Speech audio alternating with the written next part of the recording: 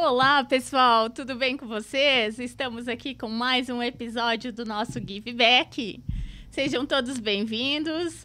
E hoje eu trouxe uma pessoa muito especial aqui para falar conosco, a doutora Andréia Fattori, né? Oi, doutora Andréia, tudo bem? Tudo bom, Kati? Muito obrigada por ter me chamado para o teu programa. Tudo bem contigo, Kati? Tudo ótimo. E aí, iniciando aí mais um ano, né, de 2024, a gente tá com todo o gás aí para começar esse novo ano, doutora Andréia. E eu gostaria que a senhora se apresentasse um pouquinho para quem ainda não lhe conhece, né, e está assistindo o nosso programa. Então, conta um pouquinho quem é a Andréia Fattori. Tá legal. Antes de falar um pouquinho de quem eu sou, Kati, eu queria que tu, assim, dispensasse o doutor e o senhora. Até porque, né, nós nos conhecemos já há tanto tempo, temos aí um vínculo de amizade, então Andréia tá de bom tamanho. Ok, então, Andréia. Tá. Bom, Kati, para quem ainda não me conhece, eu sou advogada, falando um pouquinho da parte profissional, né? Eu sou advogada, eu sou formada há mais de 20 anos. Eu, desde o início da minha carreira, optei pelo segmento de tecnologia da informação e comunicação. Então, bem no início, né, o meu primeiro contato com esse universo que me cativou tanto, que é o universo de tecnologia, foi numa oportunidade na Diuno Informática. O Eduardo Batista foi o primeiro a me dar essa oportunidade de assessorar juridicamente uma empresa de tecnologia. A Diuno Informática, na época, atuava no segmento tanto público quanto privado, então, e era uma revendedora Microsoft de larga escala, uma LAR Microsoft. Então, foi uma experiência formativa. Eu, dentro da Diuno, entendi, primeiro, que aquele era meu caminho. Fui fisgada, né? Assim, me encontrei dentro do direito, porque o direito não foi algo tão natural nas minhas escolhas, né? Quando eu fui fazer vestibular, eu não tinha certeza de que caminho eu gostaria de seguir. O direito, ele veio meio como uma consequência do que a família já tinha feito essas escolhas, o meu pai. Eu não tinha tanta certeza de que caminho eu queria seguir, acabei fazendo direito. Fiz direito sempre com aquela sensação de que aquelas áreas mais tradicionais não eram o meu chamado, não era para aquilo que eu sentia dentro de mim que eu poderia contribuir. Então, esse encontro com uma empresa de tecnologia, com a Diuno, e tenho uma imensa gratidão ao Eduardo por isso, foi ali onde eu encontrei algo novo, algo diferente, algo que me motivava, que me desafiava, e dali em diante segui atendendo diversas empresas do setor de software primeiramente, e depois uma segunda pessoa aí que me deu uma grande oportunidade, pela qual também eu tenho imensa gratidão, que é o Fabiano Vergani.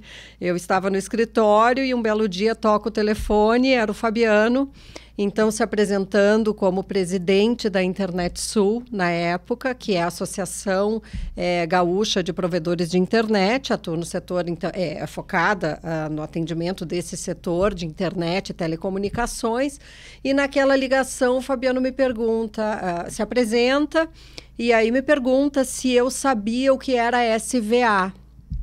E, claro, a sigla ela é uma sigla que comumente a gente tem o entendimento que é o serviço de valor agregado, mas ele estava falando de outra coisa. Ele estava falando de um termo técnico, jurídico, da Lei Geral de Telecomunicações, que na época não era o meu segmento de atuação, e eu disse que eu não sabia, mas que eu queria aprender. e ali começou uma nova jornada, então, direcionada para o setor de internet e telecomunicações. Um tempo muito especial como apoiadora jurídica da Internet Sul nas duas gestões do Fabiano, e desde lá até o presente momento. Isso a gente está falando de 2005, 2006, né? Já é uma jornada, então, né? Já é uma boa jornada aí nesse tempo. Então, profissionalmente, o meu escritório se posicionou como um escritório de direito empresarial. O nosso segmento macro é empresarial, porém segmentado para a tecnologia da informação e comunicação. Então, o nosso atendimento é quase que exclusivo para empresas desenvolvedoras de software, de aplicativos, startups de tecnologia, internet e telecomunicações. Nossa, maravilhoso, né? E te conhecendo do jeito que eu te conheço, né, Andréia, tu com certeza não ia casar com o direito tradicional. Porque tu tá sempre procurando inovar. Tu sempre inova algo diferente, tu sempre tá participando dos grandes eventos. Tu tá sempre fazendo algum curso, se aperfeiçoando. Tu é uma profissional top, né? Que todo mundo fala. Então, é isso mesmo, né? Mas eu queria saber também um pouquinho da Andréia. Da onde veio a Andréia? Então. Né? Vamos falar um pouquinho da pessoa, né? Que isso. Sem a pessoa não tem a área profissional, não tem a pessoal, não tem nada, né, Kátia? A gente precisa entender quem a gente é a partir das nossas raízes, né? A André, então, é uma vacariense, né? Eu sou natural de Vacaria. Eu nasci e fiquei em Vacaria até os meus 19 anos. Tenho uma identificação muito grande com a minha terra, um amor muito grande por aquela terra. Tenho muitos amigos ainda que moram em Vacaria. Lá passei toda a minha adolescência. E aí a faculdade eu iniciei em Vacaria, fiz parte dela em Itajaí, morava em Balneário Camboriú. E o último ano eu fiz em Caxias do Sul, na UX, porque na época o meu pai, ele tinha um cartório, ele era escrivão de um cartório estadual e foi transferido para um cartório privatizado da Justiça, na época em que alguns cartórios eram privatizados, e o meu pai era escrivão de um desses cartórios e veio, enfim, transferido para Caxias do Sul. Nessa época eu vim também e fiz o último ano, então, de faculdade em Caxias do Sul. Naquela época, terminando faculdade, eu gostava muito de viajar, né? Mesmo antes de encontrar um caminho profissional, eu sempre fui bastante curiosa. Eu acho que é uma característica que tem a ver, como tu fala, com a inovação, né, Kátia? Quando a gente tem curiosidade pelas coisas. Então, eu gostava muito de conhecer outras culturas, de me integrar a outras culturas. Então, tive uma oportunidade em que eu fiquei um tempinho nos Estados Unidos e tive também uma outra oportunidade que eu fiquei um tempinho na Europa. Esses 2 momentos foram também muito importantes para mim, porque foram momentos assim de descolar daquela estrutura familiar, né, e daquela proteção que a gente tem dentro de casa e viver experiências por mim mesma. Antes de ir para a Europa, eu conheci o meu marido. E nós, então, nos conhecemos, começamos a namorar, aí eu fui para a Europa, ele também foi, na época, mas para outro país, eu fui para a Itália, ele foi para a Iugoslávia. E no retorno, enfim, voltamos a namorar e casamos e tivemos 2 filhos, então, e aí vem também um pedaço da minha história pessoal, né? Já estamos casados aí há 21 anos, né?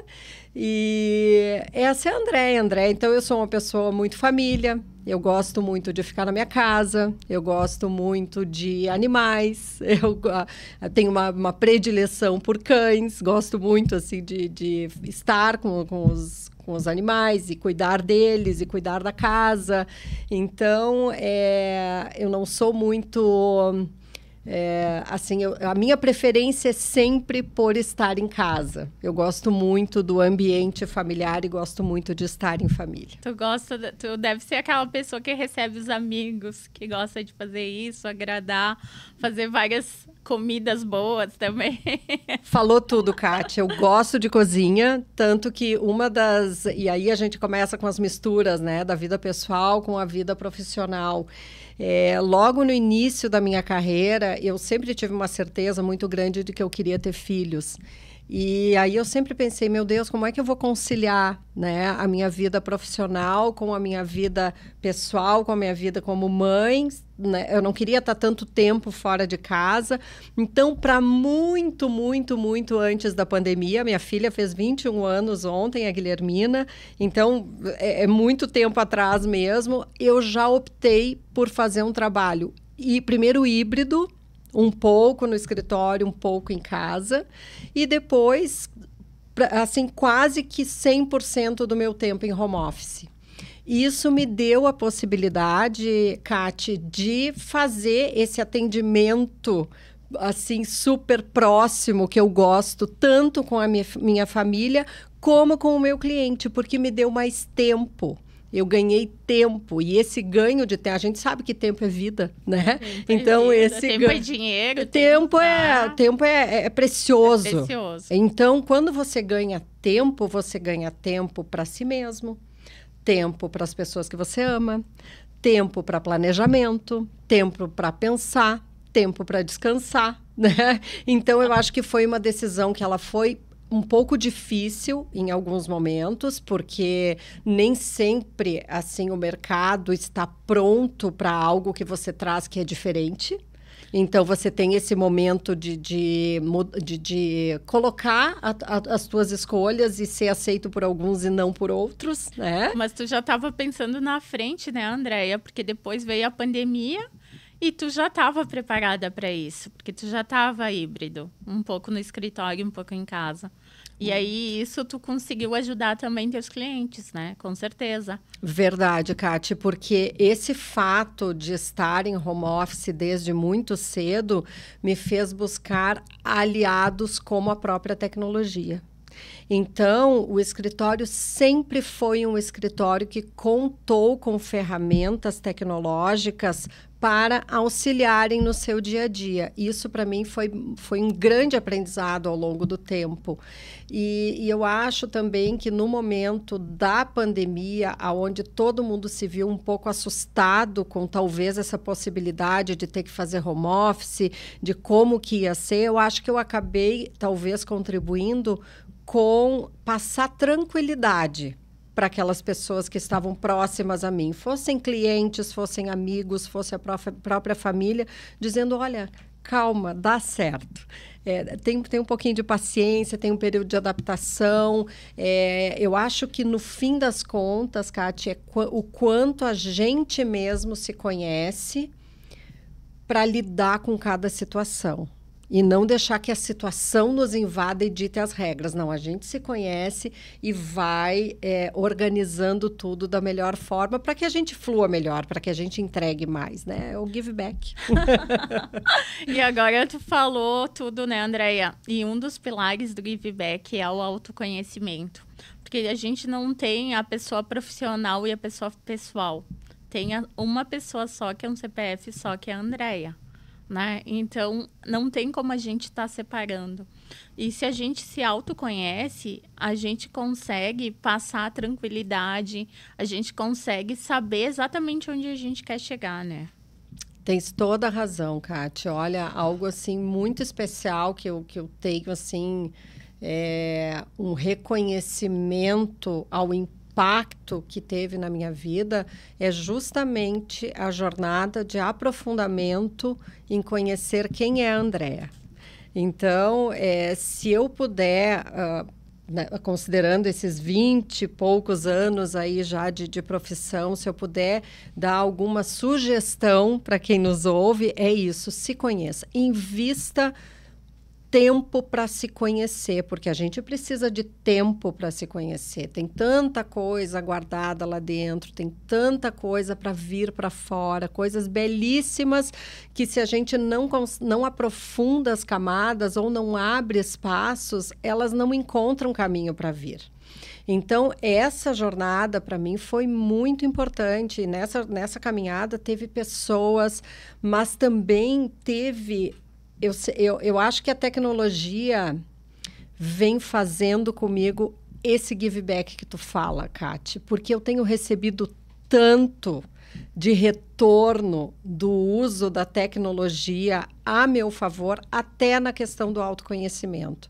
Hoje, podcast, que é uma ferramenta que tu escolheu, uma plataforma que tu escolheu para te comunicar, é uma plataforma que, alguns anos atrás, quando ela estava iniciando, eu encontrei como forma de me conectar com pessoas e profissionais do Brasil e de fora do Brasil, que tem muito a oferecer e oferece um conteúdo de alta qualidade que você tem acesso a um clique. Isso é fabuloso, porque democratiza o acesso a todo tipo de conhecimento. Então, hoje, eu diria que uma pessoa que tem um celular na mão, ela não tem mais desculpa para dizer não vou atrás ou não vou fazer. A gente não pode usar o celular como ferramenta de diversão, entretenimento, e sim de conhecimento, porque é uma ferramenta de trabalho. E isso eu vivo falando para os meus amigos, para as pessoas que nos escutam, né? Que se tu souber usar as ferramentas de tecnologia hoje, tu consegue otimizar teu tempo muito mais. E tu consegue tempo para pensar, tempo para planejar, que nem tu disse, né? E, Andréia, por isso que tu é essa profissional que é. Uma profissional respeitada, uma profissional que está sempre à frente de tudo, de muito, né? E aí, entrando em tecnologia, em dados, eu sei que tu tá com uma ferramenta fantástica aí de LGPD. Então, sempre, todo mundo que me conhece e os profissionais, eu sempre indico a doutora Andréia. Ó, doutora de novo. Vício. Vício de linguagem. A Andréia, porque eu acompanhei ela desde o início dessa ferramenta. E vocês precisam conhecer. Eu vou pedir um pouquinho para a doutora Andréia, para a Andréia, então, comentar, né, do sistema de LGPD, né, que é fantástico. Eu acompanhei, eu verifiquei e, gente, é maravilhoso, assim. Ai, Kátia, muito obrigada pelas tuas palavras, são muito, assim, animadoras, porque a gente sabe quando a gente tem um projeto que está dentro da cabeça da gente, entre ele estar dentro da cabeça e ele se tornar algo concreto que a gente consegue levar para o mercado, tem uma caminhada tão grande, né? É. Até mesmo antes, talvez, da gente idealizar, essa caminhada já começou. Né? Então, a proteção de dados, de forma geral, ela faz parte um pouco do segmento que eu escolhi trabalhar, porque tecnologia tem muito essa coisa de lidar com dados. E no momento em que o mercado começou a convergir todo para a plataforma internet, se formaram esses grandes bancos de dados. A partir de então, esses dados passaram a ser utilizados, talvez não sempre da melhor forma, mas até para manipulação de eleições presidenciais, né? No caso Cambridge Analytica. Então, nós tivemos diversos momentos bastante tensos e críticos com a função do uso e do tratamento do dado pessoal, que levou as legislações em nível mundial a se atualizarem. Eu diria atualizar porque nós já tínhamos uma proteção à privacidade, à honra, à imagem, vida privada, isso já existia.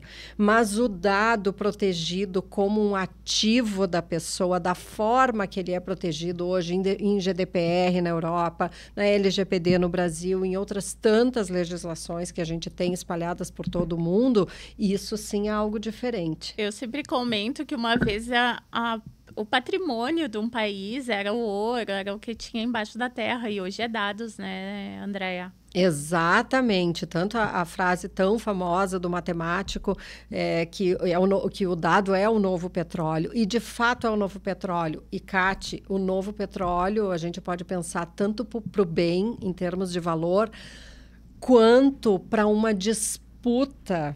A gente tem disputas seríssimas em torno do petróleo, certo? Guerras e tudo mais. Então, quando a gente fala que o dado é o novo petróleo, a gente precisa entender todo esse espectro, todo esse potencial positivo e desafiador, nem tão positivo assim que a gente... Ainda mais com a inteligência artificial aí, Exatamente, Kátia. Então, é preciso, assim, uma atuação muito vigilante de todos nós, para que esses dados sejam efetivamente utilizados para tudo que pode ser utilizado de melhor, para facilitar o nosso dia a dia, para busca aí de soluções na área da saúde, na área da educação. Então, tem N questões positivas que podem ser solucionadas e, para isso, precisa, sim, base de dados. Bom, Pensando nesse meu dia a dia, lidando com dados, quando veio a proposta, né, de uma nova lei nacional protegendo dados pessoais, eu logo me engajei em alguns grupos que participavam dos debates e discussões a respeito dessa legislação, inclusive na BDTIC, que é uma associação também que eu participo como coordenadora aqui do Sul. Bom, desses debates todos, eu comecei a sentir um certo desconforto com a lei, pensando no meu cliente, porque, claro, tu pensa no cliente, como é que ele vai conseguir implantar isso, é muita coisa, vai ser pesado, vai exigir um investimento grande de horas, de recursos, de pessoas, e foi nesse pensamento que começou a surgir a ideia de ter um sistema. E claro que aí vem toda a bagagem de trabalhar com empresas de software, né, já também há tanto tempo. Eu acho que, de certa forma, aquele ambiente do desenvolvimento de sistemas também sempre criou uma certa intenção dentro de mim de talvez algum dia ter um software. E também isso converge com o momento do direito estar muito impactado pela tecnologia. Lawtech é um segmento super em alta e que os escritórios vêm investindo cada vez mais, e com inteligência artificial, como tu disseste, mais ainda, né? Porque vai ter tá tendo uma desconstrução e uma construção do novo cenário do direito, né, André? Não sei se tu enxerga isso, mas a gente vê que hoje a pessoa vai lá, estuda, faz a faculdade, mas hoje o pessoal está muito mais remoto, está muito mais com ferramentas, está tudo muito mais ágil, né? E desburocratiza tudo que a gente já conhece, né? Ajuda a tecnologia e todos esses sistemas ajudam a ser tudo mais fácil, mais flexível. Com certeza, Kati. Não diferente de outros setores, o setor jurídico vem sendo muitíssimo impactado pela tecnologia. E a inteligência artificial vem como algo para romper alguns padrões assim muito significativos. A gente tem diversos assim movimentos nos tribunais, no próprio Ministério da Justiça, tratando dessas questões, porque vem mudanças aí muito mais radicais aí pela frente. Hoje nós temos um sistema excelente, que é um sistema para a gestão dos processos todos que estão na justiça, que é o EPROC, é um sistema que funciona muito bem, mas é quase que certo que a camada de inteligência artificial para esse sistema vem logo ali na frente. Se não vem para esse, vem de uma outra forma. As próprias decisões, será que parte delas não passarão a contar com algum tipo de inteligência artificial, aliviando também essa carga do judiciário, que é pesadíssima? Há uma semana atrás, eu conversei com uma juíza nova que nós temos aqui na cidade de Caxias do Sul, uma pessoa super simpática, competente, acessível. Tá aí uma dica para tu trazer, depois eu te passo o nome dela, trazer essa pessoa para conversar aqui contigo.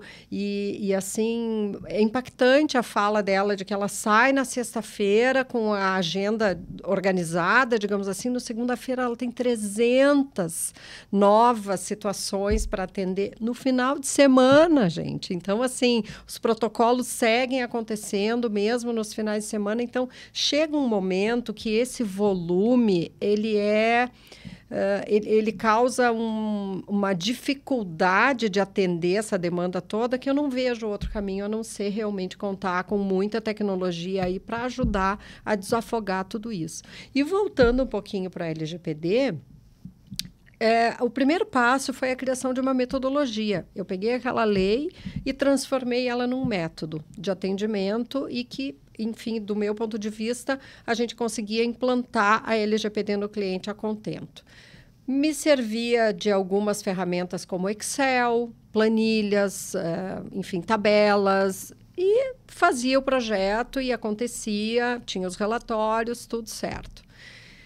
Com o volume mais demanda, eu comecei a sentir mais necessidade de uma ferramenta. Iniciei a jornada com uma ferramenta que é o no-code da própria Microsoft, onde você tem uma espécie de formulários que recebem desenvolvimento, customizações e padronizações, e você vai criando algo como que um sistema. Isso eu fiz também com o apoio de uma empresa aqui de Caxias do Sul.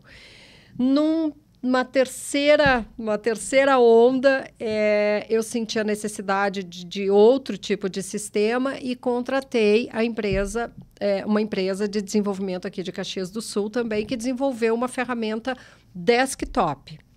Essa ferramenta era para consumo interno do escritório.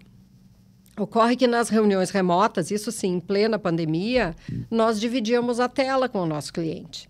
E quando dividíamos a tela e mostrávamos aquele sistema desktop, o cliente dizia, eu quero, como é que eu faço para acessar? E aí veio, então, o momento de ter uma ferramenta web, o LGPD SAF, na versão que ele está hoje, que nós temos, na verdade, o LGPD SAF, o LGPD SAF Start, que é aquela empresa menor, que está querendo dar o primeiro passo e que é uma solução mais flexível, quase que ela, com uma pequena capacitação inicial, ela consegue fazer isso de forma autônoma. Enfim, então, houve essa jornada contando com diversos prestadores de serviço da área de tecnologia, um investimento considerável também, mas no que a gente acredita. Então, é sempre bom investir naquilo que a gente acredita. E hoje temos essa ferramenta que é o meu xodó, LGPD SAF, assim... Tira o microfone, senão não vou parar de falar dele. Mas que legal, né, Andréia, ver esse amadurecimento, porque com o teu conhecimento, tu criou uma metodologia aonde transformou ela em uma ferramenta onde tem impacto em diversas pessoas e daí tu consegue atender a tua demanda, né? É muito isso legal. É isso mesmo. E os clientes têm, assim, o melhor de tudo, porque também não adianta a gente fazer todo esse caminho, chega lá na frente, a gente vê que não teve aderência, que não... Ao contrário, Kátia, a gente tem tido, assim, as melhores experiências com os clientes, eles ficam satisfeitos. Claro que a gente sabe que muito tem a melhorar, inclusive a implementação de inteligência artificial em determinados aspectos da ferramenta está na nossa meta, na nossa programação, mas é uma ferramenta que ela realmente te ajuda no dia a dia e descomplica aquele monstrinho que é a LGPD, que tu olha para ela e diz, meu Deus, como é que eu vou fazer tudo isso?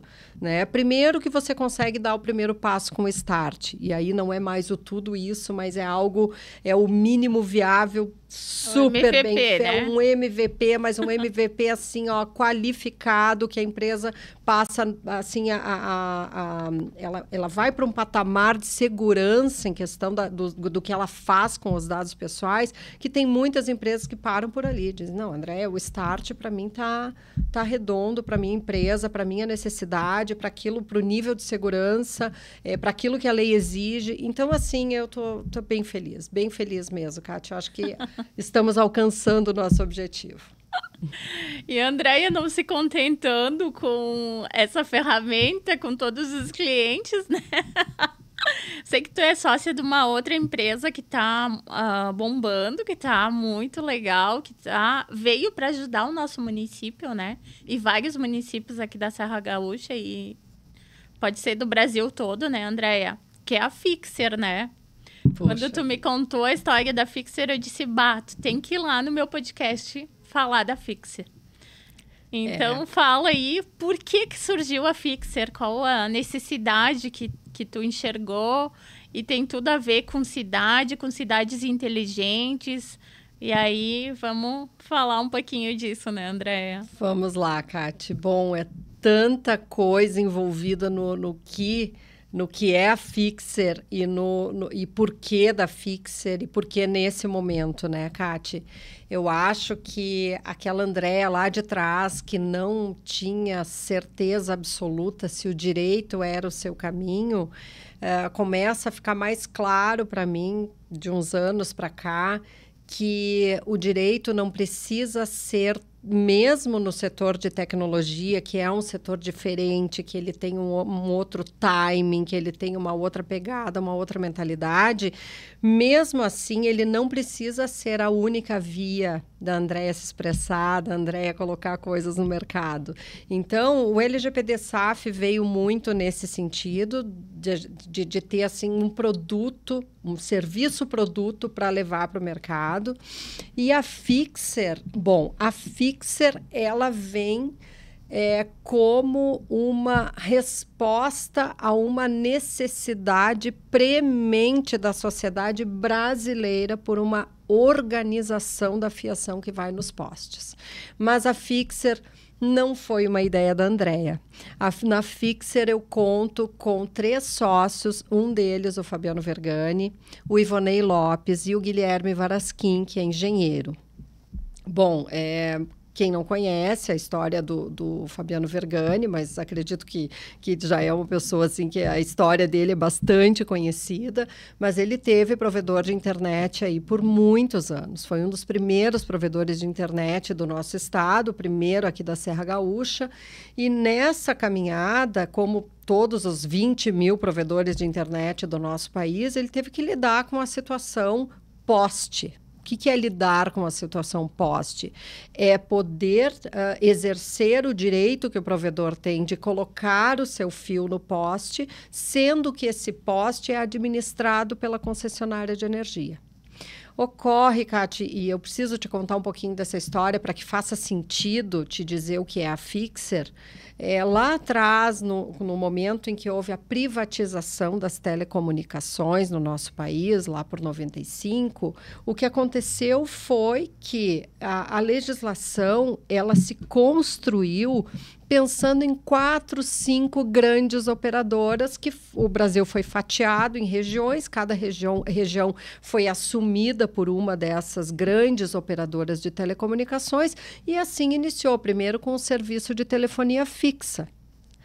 Um pouquinho mais adiante com a internet de escada. Os mais antigos lembram daquele barulhinho da internet de escada. O telefone que o pai botava a chave. Exatamente. E que a gente se conectava com aquele mundo novo sem entender muito do que se tratava ainda. Ocorre que naquele momento, pequenas empresas passaram a fazer o SVA, que o Fabiano me falava, que é a conexão à internet. Este serviço não é um serviço de telecomunicações, ele é um serviço de valor adicionado, como diz a lei. Para prestar esse serviço, as empresas, os provedores de internet, tinham que contratar esse espaço na rede com as empresas de telecomunicações. Essa contratação passou a se tornar muito onerosa para os provedores. E eles, empreendedores como são, passaram a colocar a sua própria fiação. Resultado disso é um país continental conectado à internet, porque esses pequenos provedores conectaram lugares que as grandes não iriam, e não iriam por algo muito simples. Uma grande empresa, quando ela vai fazer um determinado investimento, ela faz o quê? A primeira coisa, um demonstrativo de resultado. Ora, se não há resultado econômico naquele lugar, naquele investimento, naquele projeto, simplesmente ele não vai ser aprovado pela diretoria, pelo conselho, pelos acionistas, enfim. Tem uma lógica, e é uma lógica de sustentabilidade também. A gente não está aqui fazendo uma crítica, mas ela é uma lógica. Já o pequeno provedor, quando tinha uma oportunidade de colocar fibra num bairro da sua cidade, mesmo que fosse para atender 10 famílias, ele conhece a cidade. Ele sabe, por exemplo, de algum movimento no setor imobiliário que esteja acontecendo e que aquele bairro vai crescer. Ele tem estas informações que a grande empresa, que por vezes está mais distante, não tem. E tem também o desejo de conectar a sua cidade. E por esta razão, estes 20 mil pequenos provedores conectaram um país do tamanho do Brasil. Isso teve um efeito colateral. que é o descasamento entre uma legislação que foi preparada para colocar 5 empresas no poste e hoje tem que absorver 20 mil.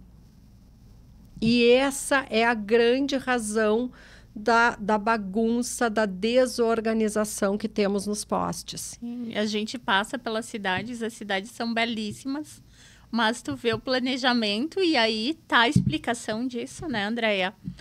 Por muitas vezes eu ando pelas cidades grandes, cidades pequenas, e vejo essas fiações, esse monte de fio e tal, e tu não entende. E eu acho que muita gente que está nos assistindo também não entende. E aí tu veio para sanar essa nossa dúvida. Agora está entendido o porquê de toda essa bagunça. Exatamente, tem uma razão. Ocorre que nesse tempo todo, Cati, a ANEEL e a Anatel, que são as 2 agências reguladoras envolvidas, e as concessionárias, que são as detentoras da concessão de energia e também de, digamos assim, cuidar do poste, e os ocupantes não chegaram a um modelo viável para absorver toda essa demanda por ocupação no poste. Agora, neste exato momento, está sendo discutida uma nova regulamentação, que já foi aprovada na Anatel e está em análise na ANEEL. Uma outra questão bem impactante nessa questão da ocupação do poste é o preço. Então, é o terceiro maior custo num provedor de internet, é o custo de acesso à infraestrutura, o que vai totalmente de encontro ao que diz a lei das antenas, por exemplo, de que a infraestrutura, ela, em tese, por ser uma servidão administrativa, ela nem deveria ser onerosa. Certo? Porque o poste é um bem público. Sim. Ele está detido pela concessionária para poder prestar o serviço de energia, mas lá no final da concessão ela tem que devolver esse bem, até para que o poder público possa contratar uma nova concessionária que vai seguir com o serviço. Então, essa questão preço, ela é bem complexa e é a próxima etapa de debate agora. Vai ter uma consulta pública. As associações como a Internet Sul já estão se organizando com, inclusive, profissionais doutores, né, vinculados a universidades que tenham conhecimento para poder avaliar esse cálculo e que se chegue aí a um valor razoável, justo, módico, como é o que determina a legislação. Então, isso é um outro problema. Bom, Fabiano Vergani, Ivonei Lopes, que é o outro sócio da Fixer, também provedor de internet, viveram isso na pele. E vivendo isso na pele, tiveram uma ideia. E essa ideia foi justamente de reorganizar os postes por meio de um dispositivo, de uma plataforma, de um modelo de negócio, e me chamaram para participar desse desafio. E a partir de então, a gente passou a desenvolver esse modelo, os seus detalhes, a forma como ele iria acontecer. É um trabalho intenso do ponto de vista, falando um pouquinho aqui da minha atuação e daquilo que eu contribuo na Fixer, que é olhar para a legislação e encaixar o nosso modelo de negócio tanto quanto possível, porque ele se propõe a ser disruptivo também, né? Mas encaixá-lo dentro da legislação. Conseguimos fazer isso, até porque a lógica da legislação é o compartilhamento da infraestrutura. A lei é muito clara ao dizer que a infraestrutura ela deve ser organizada de forma a permitir o compartilhamento pelo maior número de interessados possível. Esse é o pilar da Fixer. Ela é uma startup, Andréia? Ela é uma startup, ela foi constituída como startup, já também nessa lógica de acessarmos sandbox regulatórios, de acessarmos fundos específicos de startups. Então, nós estamos assim muito imersos no segmento de inovação. É assim que a Fixer deseja se posicionar, como uma empresa de inovação em compartilhamento de infraestrutura. Para nossa alegria, Caxias do Sul, por meio da Secretaria de Desenvolvimento Econômico e Inovação, publicou o decreto do sandbox regulatório e nós somos a primeira empresa a submeter um projeto para participar desse sandbox regulatório. O nosso secretário, Elvio Gianni, recebeu o nosso projeto, ele, a sua equipe, a diretora, Raíssa, está sob análise, claro, passando por um processo administrativo. Nós não não sabemos qual será o resultado, se poderemos ou não implantar, mas já é uma grande alegria poder participar de um projeto como este, Cátia, e na nossa cidade. Isso pode significar o primeiro projeto de sandbox regulatório em compartilhamento de infraestrutura do Brasil. Lembrando que a ANEEL fez um processo de sandbox regulatório específico para compartilhamento e não foi adiante. Então, assim, é uma alegria muito grande e a Fixer tem trazido muitos desafios novos, tem sido um aprendizado constante, porque a gente tem que lidar com indústria, né? Nós, assim, mais habituados com o setor de serviços. Então, tem sido, assim, muito, muito gratificante ver o impacto que a Fixer pode causar aí no dia a dia das nossas cidades. Com certeza, né, Andréia?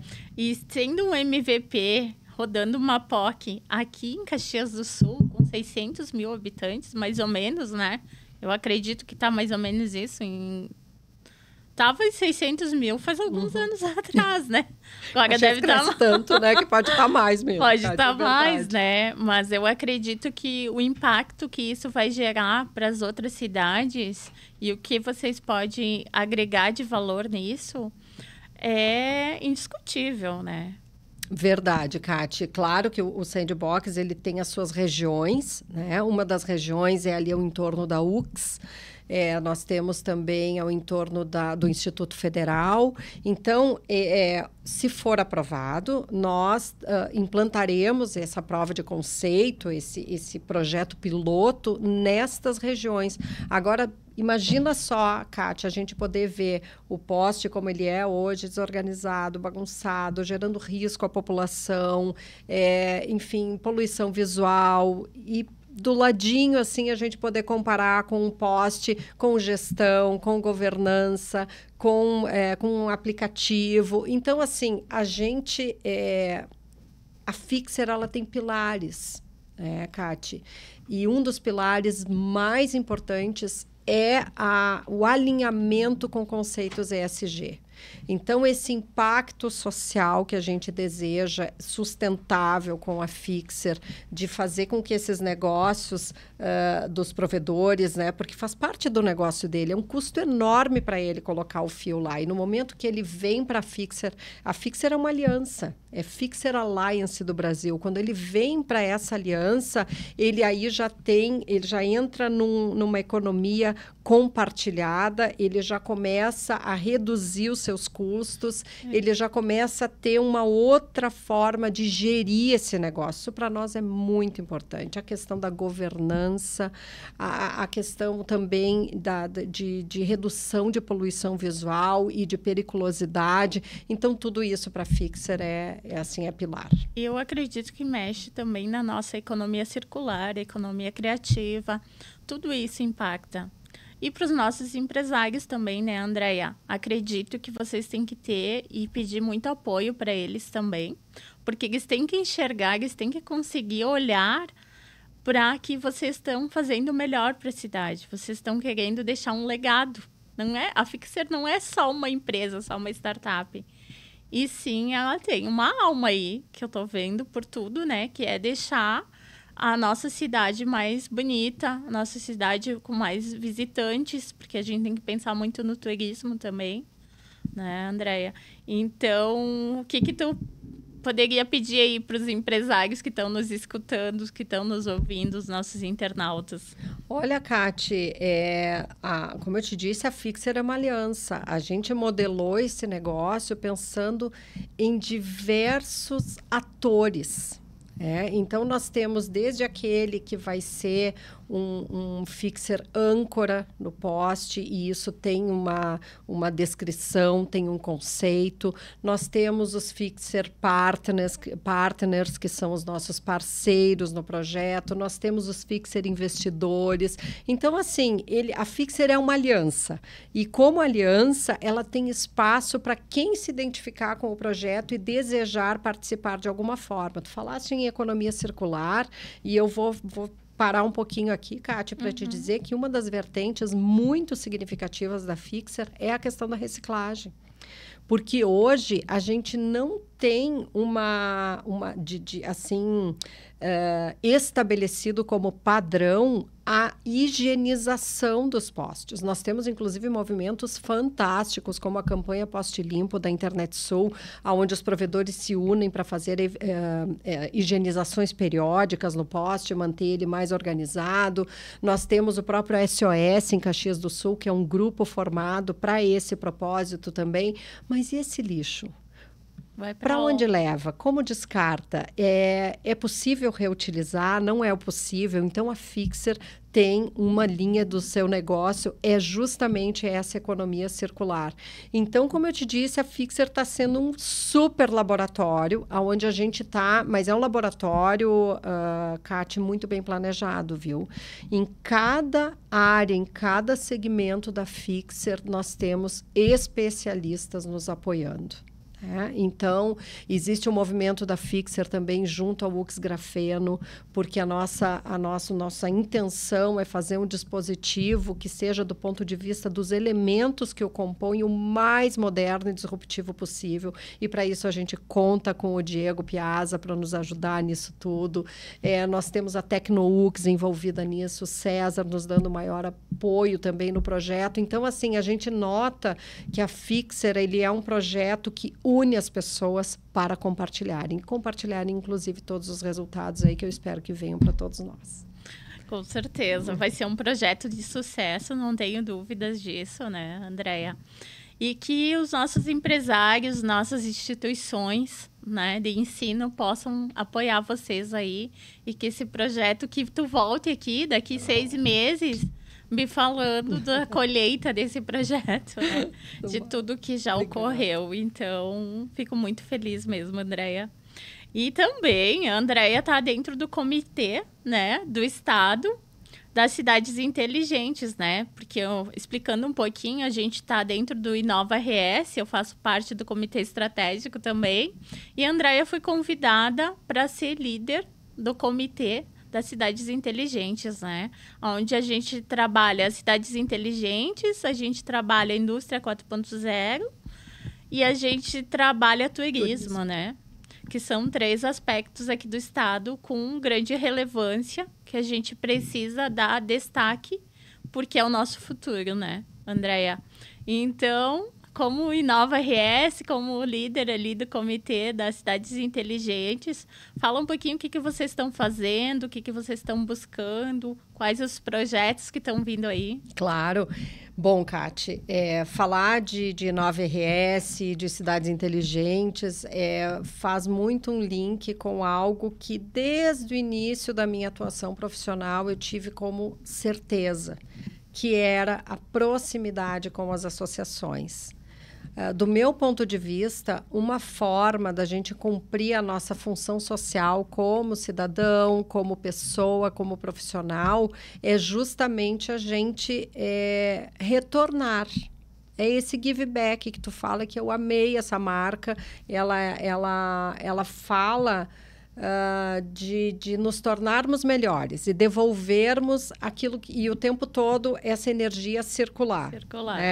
Então, Kati, desde o início eu tive essa certeza que estar próxima às associações, oferecendo o meu conhecimento, era uma forma de devolver tudo aquilo de bom que eu recebia. Então, desde o início estive sempre muito próxima do Trinopolo, da Internet Sul, da ABDTIC e agora mais do Acelera Serra num determinado momento e outras tantas que passaram e tiveram os seus momentos e depois não permaneceram, mas foram muito importantes naquele momento por diversas razões. E agora, mais recentemente, há 2 anos, eu acho já, eu me integrei ao projeto do Inova RS, que eu acho um projeto fantástico, que mudou a cultura da inovação no nosso estado. Basta ver os rankings, como o estado está melhor ranqueado. Ele hoje é um estado que se destaca em questões de inovação e tecnologia, algo que a gente já sabia, mas precisava um programa, precisava uma plataforma, precisava faltava uma organização. E hoje nós temos o nosso Inova-RS levando para o nosso estado apoio, incentivo, todos os editais. E quando eu já entrei direto no eixo de cidades inteligentes, participando e um pouco tempo depois, houve uma transição daquela liderança. E eu, de certa forma, estava nova no grupo, no cenário, e meio que caí um pouquinho de paraquedas, assim, na posição de coordenação, mas é algo, assim, que eu adoro, que eu me identifico. Foi um desafio novo também, entender mais profundamente de cidades inteligentes. O meu contexto de cidades inteligentes foi muito sempre ligado à internet, porque como eu venho com essa bagagem de internet Sul, onde eu sou diretora jurídica e tudo mais, cidades inteligentes têm sempre uma proximidade muito grande, porque é difícil um projeto de cidades inteligentes onde você não tenha o pilar da conectividade. E hoje uma conectividade multisserviços que abrace aí questões de IoT, enfim, né? Não basta mais só aquela conectividade comum do dia a dia, né? Precisamos conectar coisas, precisamos conectar pessoas, máquinas, enfim. Então, quando eu cheguei no Cidades Inteligentes, eu acho que a minha primeira, talvez, devolução ou primeira entrega foi justamente aproximar ainda mais esses conceitos da questão da conectividade. Mas já vinham sendo desenvolvidos projetos fantásticos ali, como o da coleta de dados com IoT, liderado pela UX, como o ICT. Hoje, os projetos... A própria Fixer é um projeto apoiado pelo Inova, porque tem muita sinergia em função de organização e governança nas cidades. E um projeto super importante que nasceu no Cidades Inteligentes, e que vem tomando forma e vem tomando corpo, é o projeto dos territórios. Então, hoje, o Cidades Inteligentes está muito focado em fazer as conexões necessárias e as aproximações e apoiar no que estiver ao seu alcance para que o projeto Territórios Inovadores seja implementado na Serra Gaúcha, que é justamente levar para os territórios com mais necessidades de tecnologia, de inovação, de desenvolvimento, levar projetos com impacto social positivo. Que legal, né, Andréia? Eu sei que tu esteve em Curitiba participando, né, de uma feira de cidades inteligentes. Curitiba hoje é considerada já uma cidade bastante avançada, né? Nessa área. Muito. Esse evento justamente foi um dos primeiros passos assim para mergulhar um pouco mais nesse segmento de cidades inteligentes, que é um mundo, né? Quando a gente olha para cidades inteligentes, a gente está pensando em primeiro lugar no ser humano, de que forma, o que essa cidade pode oferecer para que os seus moradores, para que as pessoas se sintam melhor, para que as pessoas vivam com mais alegria, com mais harmonia, exatamente, com mais qualidade de vida. Então, cidade inteligente é sobre isso. Agora, de que forma a gente vai fazer, com que projetos, com que recursos, esse é o papel do nosso eixo, de identificar essas possibilidades e fazer todo o nosso empenho para que isso efetivamente aconteça. Que tenha uma cidade estruturada, né? Muito se fala em plano diretor e isso entra dentro das cidades inteligentes, né? Para a gente não acontecer como a gente acontece em várias cidades. A gente tem a própria Florianópolis, né? Hoje não tem mais espaço para criação de novas empresas, as próprias população, elas constroem lugares irregulares porque não foi pensada antes. Então, as cidades inteligentes, juntamente com o plano diretor, ela vem para ajudar, né, a transformar uma cidade com mais qualidade de vida, né, Andréia? Com certeza, Kátia. A questão da regularização fundiária, nós temos projeto Ministério Público muito envolvido nisso aqui em Caxias do Sul, mas assim, a gente tem que pensar que o Cidades Inteligentes, ele é um eixo da Serra, mas ele é para todo o nosso estado. Então, eu acho que a gente tem também, nas reuniões do Cidades Inteligentes, sempre tentado apontar a nossa energia para projetos que tenham o potencial de se espalhar pelo estado todo e não ficarem somente com exclusividade para a Serra ou para Caxias do Sul ou para uma outra cidade, mas que ele possa servir como um piloto para se espalhar pelo nosso estado todo. Muito legal. André, eu gostaria de ficar à tarde aqui contigo, né? Eu também. Mas a gente já está indo para o final do nosso episódio e eu gostaria que tu direcionasse para a câmera e deixasse uma mensagem para quem está nos assistindo. Bom, a minha mensagem, Kati, é algo que eu já falei no começo. Ninguém consegue impactar, do meu ponto de vista, se não se conhecer. Então, invista em se conhecer, invista em saber aquilo que de melhor você tem para entregar, você tem para realizar, e vá e faça, porque nós precisamos, né? O mundo precisa de pessoas que se conhecem, que conhecem o seu melhor e devolvem esse melhor para a sociedade como um todo. Maravilhoso, Andréia. Gostaria de te convidar para sempre que quiser voltar aqui, né? Com todo prazer. Muito obrigada, Kátia. No nosso episódio do Give Back. E Give Back é isso mesmo. É trazer o conhecimento das pessoas e falar um pouquinho dessa retribuição que ela já teve na vida profissional, na vida pessoal dela. Que ela possa deixar esse conhecimento, esse legado para as novas gerações, né? É isso que a gente quer aqui, que muitas pessoas, através dos nossos programas, dos nossos episódios, se enxerguem e cresçam junto com a gente, né? Que a gente consiga impactar milhões de pessoas. Muito obrigada, Kátia. Eu amei participar desse programa e vou estar sempre à tua disposição. Gratidão, então, Andréia.